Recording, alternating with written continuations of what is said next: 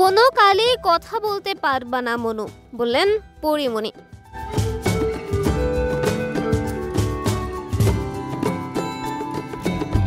Social মিডিয়ায় বরাবরই সক্রিয় পরীমণি, নিজের জীবনের নানা মুহূর্ত অনুরাগীদের সঙ্গে ভাগ করে নেন।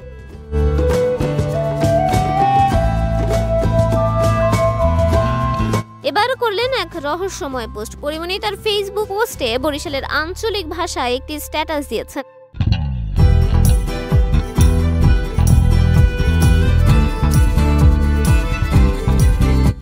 তাতে তিনি লিখেছেন, কথা হচ্ছে কোনো কালে কথা বলতে পারবা না মনু, ঘুমাও ঘুমাও, ঘুমই উত্তম।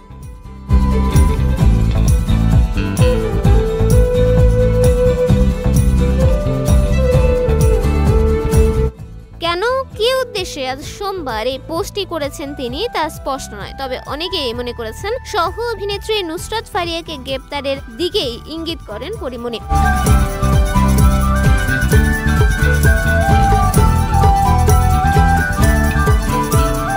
পরীমণি অভিনয় নিয়ে যতটা আলোচনা থাকেন তার থেকে বেশি চর্চায় থাকেন ব্যক্তি জীবন এবং সন্তানদের নিয়ে।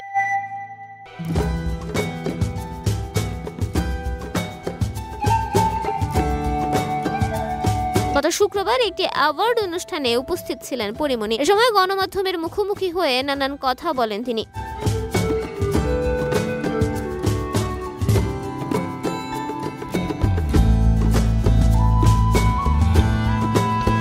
নিজের মেজাজ হারানোর বিষয়ে পরীমণি বলেন, আর 10 জন মানুষের মতো আমারও রাগ, দুঃখ, কষ্ট, অভিমান হয়। আমি সবকিছু নিতে পারি না, দুম করে রিয়াক্ট করে ফেলি। সেই রিয়াকশনটা মানুষ নিতে পারে না।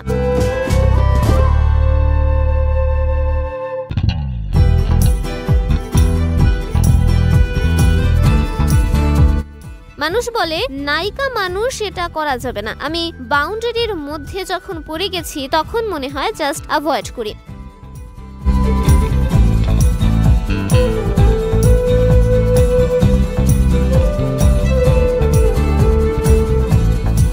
জানান নিজেকে আড়াল করতে গিয়েও পারেন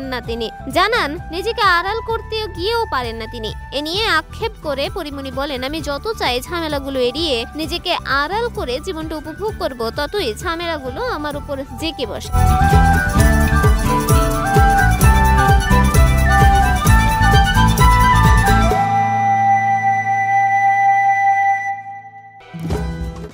তাই বিশ্বাস করা শুরু করেছি সমস্ত ঝামেলা নিয়েই আমাকে বাঁচতে হবে। তিনি আরো বলেন, আমি আসলে এনজয় করা ছেড়ে দিয়েছি, কাজ এবং 2 বাচ্চাকে নিয়ে থাকতে চাই। আমি আসলে আর কষ্ট নিতে চাই না, এত কষ্ট নেওয়ার জায়গা আর নেই।